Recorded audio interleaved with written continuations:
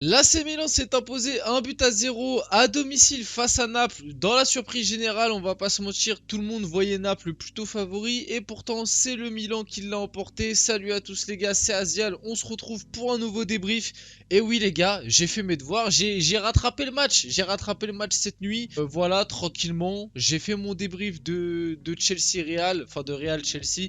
N'hésitez pas à aller le voir si ça vous intéresse. Après avoir fait mon débrief tranquillement, je me suis dit allez, je vais rattraper ce match.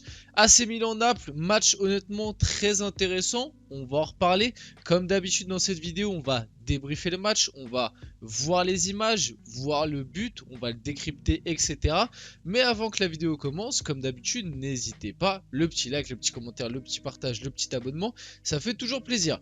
Un match que j'ai vraiment apprécié, honnêtement c'était un très bon match de foot, même si j'ai 2-3 trucs à y redire. Et aussi, malgré tout, ça reste une surprise. Honnêtement, Naples était quand même assez favori, même si c'était au Milan. Moi, personnellement, je voyais plus une victoire de Naples ou à la limite un match nul. Donc pour l'instant, en termes de pronos, voilà, à part le Real Madrid que je voyais gagner, City-Bayern, j'étais plus sur un nul. Ce match-là, j'étais plus à la limite sur un nul. Pour l'instant, mes pronos ne sont pas fous. Et le Benfica-Inter, j'étais plus sur Benfica. Donc pour l'instant, autant vous dire que c'est compliqué. Bref, rentrons directement dans le vif du sujet du match. Avant de vous montrer les images du premier but, je vais commencer tranquillement par décrypter un peu ce qui se passe dans cette première mi-temps. Cette première mi-temps qui commence entre guillemets sur les chapeaux de roue avec Naples qui joue son jeu. Honnêtement, Naples qui joue son jeu, qui presse très très haut. Le Milan qui joue très très bas du coup. Naples qui a une très grosse possession de balle, qui vraiment met un pressing de fou à ce Milan. Et Naples qui se procure pas mal d'occasions. Honnêtement, dans les 10-15 premières minutes, si Naples est réaliste et si voilà, le monsieur qui manquait devant, Victor Osimhen, avait été présent, puisque oui, là, Spalletti a tenté quelque chose avec Elmas en numéro 9, un petit peu dans un rôle de faux neuf qui descendait un petit peu au milieu de terrain, qui des fois pouvait prendre un peu la profondeur, mais qui était plus là comme un numéro 10 très avancé, quoi. C'était un coup de poker, il a tenté. Bon, ça a pas été une grande réussite, mais ça a pas été non plus un échec, je trouve. Ça a aidé dans certaines phases de jeu, je trouve, le Napoli, même si en deuxième mi-temps, on l'a beaucoup moins vu qu'en première. Mais bref, sur les 15 premières minutes, honnêtement, Naples, si ils ont un petit peu de réalisme et si en face aussi, il n'y a pas un très grand Mike Maignan, mais on en reparlera après de la performance de Mike Maignan, Naples peut marquer minimum un but, voire deux, si vraiment le réalisme est de leur côté, rien que dans les 15 premières minutes. Il y a Kvara qui a une grosse occasion, il y a Di Lorenzo qui a une grosse occasion, il y a Zambo Anguissa aussi qui envoie une frappe qui était assez dangereuse. Bref, Naples a des occasions. Au fur et à mesure, après les 15 premières minutes passées, le match se rééquilibre un peu, mais Naples a toujours la maîtrise du ballon, a toujours la maîtrise du jeu. Notamment, ils sont installés dans le camp du Milan, ils jouent leur jeu, ils ont beaucoup moins d'occasions, mais ils ont encore la maîtrise de balle.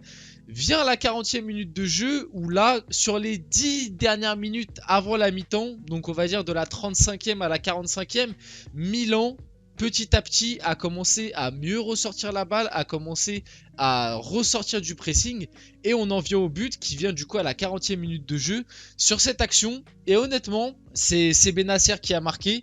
Mais honnêtement, le travail de Brahim Diaz, et de toute façon, ça n'est pas passé inaperçu puisque Brahim Diaz a fini homme du match. Mais regardez cette action, je vous montre avec ma souris. Donc là, récupération de Tonali. Tonali qui transmet à Brahim Diaz qui est quand même assez bas. De base, Brahim Diaz était plus ailier droit dans la compo de base. Mais là, on le voit, il est placé très très bas, un petit peu comme un numéro 8, on pourrait dire. Brahim Diaz est là et regardez le pressing. Vous voyez déjà là, la passe vient d'être effectuée et on voit Lobotka et ça doit être Mario Rui qui court directement presser Brahim Diaz. Mais regardez, ça, pour moi ça c'est un chef d'œuvre. Mais en ce moment Brahim Diaz, honnêtement je sais pas ce qui lui arrive. Mais en ce moment le gars c'est Ronaldinho Prime. Déjà en championnat face à Naples il avait été incroyable lors du 4-0. Et là regardez dans le pressing, regardez dans la position dans laquelle il est. Hop, il arrive à passer avec je sais pas, une sorte je sais même pas ce qu'il a, je sais même pas quel geste technique il a fait, un sorte de scoop and turn, je sais pas, mais un geste que tu vois que dans FIFA, genre. Et franchement, Brahim Diaz en ce moment, les gars, c'est Ronaldinho, c'est abusé. Bref, le geste est incroyable. Et là, tu vois directement la pression du Napoli a été battue. T'as 1, 2, 3, 4, 5, 6. Et je crois que t'en as même un septième qui est là. T'as 7 joueurs de Naples qui sont battus d'un coup avec un seul crochet. Et là, du coup, tu vois, contre-attaque milanaise. T'as 1, 2, 3, 4, 5 Milanais contre 3 Napolitains.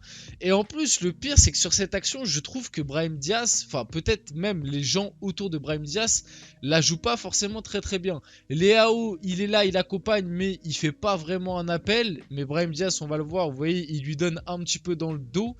Je suis même pas sûr que c'était le meilleur choix, mais au final, ça apporte le but, on verra après. Giroud, il fait un bon appel, mais la balle est trop dure à donner, à part si, à la limite, par-dessus. Mais après, est-ce que Giroud, regardez la différence en vitesse, je sais pas. Benasser est loin, et là, c'est Calabria qui accompagne, qui est aussi très très loin. Donc finalement, la contre-attaque est pas si bien que ça. Géré de la part du Milan, mais il y a quand même la qualité qui va faire la différence, parce que là le ballon de Brahim Diaz est pas optimal, on voit il donne dans le dos de Leao, Leao qui est obligé de s'arrêter, mais Leao très intelligent va la remettre en une touche de balle, qui de base il veut la remettre sur Brahim Diaz, mais pareil il lui remet dans le dos. Donc là sur l'action, 2 erreurs techniques, mais malgré tout ça se transforme en passe décisive pour Benasser, et Benasser qui t'envoie une cacahuète. Alex Meret qui peut-être faire mieux, il a touche du pied, il a dévié dans son but. Je sais pas, honnêtement, la frappe est assez puissante, mais j'ai quand même l'impression que il peut faire mieux. Moi, j'ai l'impression que je veux pas m'avancer, mais si c'est Mike Maignan au cash qui reçoit cette frappe, je pense que Mike Maignan l'arrête. Bref, ça fait 1-0 pour l'AC Milan, score à la mi-temps. En deuxième mi-temps, bon, ça c'est ce qui va arriver à la fin de match, mais c'est surtout pour illustrer que Mike Maignan te fait un match, et surtout en deuxième mi-temps, parce qu'en deuxième mi-temps, Naples a remis les bouchées doubles, ils ont énormément dominé, ils ont eu pas mal d'occasions, mais intervient à la 74e minute de jeu. Je vous ai pas mis les images des fautes, mais c'est vrai que le carton rouge de Zambo Anguissa, il faut en parler. Le carton rouge, pour moi, il est quand même assez sévère, dans le sens où c'est 2 jaunes pris consécutivement, pardon. Zambo Anguissa qui prend son premier jaune à la 71e et son deuxième jaune à la 74e. Il prend 2 jaunes en 3 minutes sur 2 fautes qui, je trouve personnellement, ne sont pas des fautes très très graves. Et en fait, j'estime que l'arbitre, sur la deuxième faute, il aurait pu faire un geste entre guillemets un peu plus humain et se dire que la faute n'était pas dramatique, et que mettre un deuxième jaune pour ça, c'était sévère. Après, certains vont peut-être pas penser comme moi je trouve que le rouge est quand même assez sévère. Après, sur la fin de match, à 10 contre 11, Milan a un peu plus géré le ballon, même si Naples a encore eu les plus grosses occasions, même à 10 contre 11. Même à 10 contre 11, Naples a eu les plus grosses occasions, et tout ça pour dire que le Napoli peut s'en mordre les doigts, parce qu'honnêtement, ils font un très bon match. Et cet arrêt-là, c'est un arrêt que Mike Maignan fait sur Di Lorenzo, je crois qu'on est à la 87e minute de jeu, un truc comme ça. Mike Maignan va te sortir un arrêt incroyable, et le pire c'est que Naples ce soir, encore une fois, enfin hier soir du coup, perd le match 1-0 face à l'AC Milan en faisant quand même 16 tirs, 6 cadrés, donc quand même des belles stats. Bon, le Milan AC a tiré 13 fois mais n'en a cadré que 3. Et c'est terrible, parce que le Napoli fait un très bon match. Le Napoli fait un très bon match de foot. À noter par contre un truc qui m'a un peu déplu dans le match, et c'est ça que je voulais exprimer au début, sur le fait que j'ai trouvé le match très plaisant, mais je trouve que des deux côtés il y a eu énormément de fautes, et qu'à un moment du match ça devenait vraiment limite invivable, c'est-à-dire que toutes les 10 secondes il y avait une faute, et en fait ça ne jouait pas, je trouve que dans ce match il y a eu énormément de fautes, mais ouais, Naples fait vraiment un bon match, et c'est terrible. Mais bon, après il faut se dire, Brahim Diaz a été élu homme du match, c'est totalement mérité. Mike Maignan fait un match extraordinaire, mais il faut aussi dire que du côté du Napoli, il manquait cet homme. Et que avec cet homme qui sera sûrement présent au retour, bon, du coup, au retour, il n'y aura pas Zambo Anguissa et il n'y aura pas le défenseur central Kim Min-jae. Kim Min-jae, je sais pas comment on dit, mais les deux ne seront pas là et c'est vrai que c'est deux éléments très importants du Napoli cette année. À voir, même si Ndombele est pas mal cette année du côté du Napoli. En plus, là, il a fait une plutôt bonne entrée, j'ai trouvé. Honnêtement, il a été plutôt à l'aise avec la balle et tout. Il a fait quelques diffs. Donc, à voir. Pour moi, Napoli, le Napoli reste quand même favori pour la qualif. Mais après, en fait, le truc, c'est qu'avec un Mike Maignan de ce niveau-là, l'AC Milan peut très bien tenir le 0-0 et se qualifier comme ça. Parlons un petit peu des prestations individuelles des deux côtés. On va commencer par les vainqueurs, l'AC Milan. Du côté de l'AC Milan, en top, je mets bien évidemment Mike Maignan. Je mettrai Théo Hernandez, parce que justement, je parlais qu'il y a eu beaucoup de fautes, mais Théo Hernandez a été chercher énormément de fautes. Brahim Diaz, l'homme du match désigné, et moi, je l'ai trouvé très bon. Et en dernier, je mettrais Benasser pour son but. Leao aurait pu aussi avoir sa petite distinction parce qu'il a fait quelques diffs. Tomori a été solide derrière.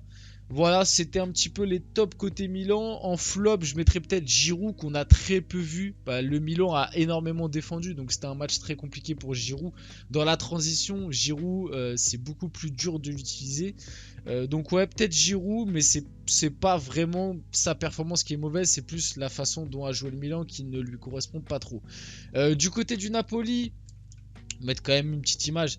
Du côté du Napoli, en flop, je mettrais Mario Rui, que j'ai trouvé pas très bon sur ce match-là. En autre flop, je mettrais peut-être Lozano, qui pareil, j'ai pas trouvé très bon. Il s'est fait la plupart du temps manger par Théo Hernandez. Après, tu peux mettre Zambo pour son rouge, mais je trouve qu'il fait quand même un bon match. Peut-être Méré, comme j'ai dit, sur 2-3 actions, je l'ai pas trouvé hyper serein. Et sur le but, peut-être il peut faire mieux.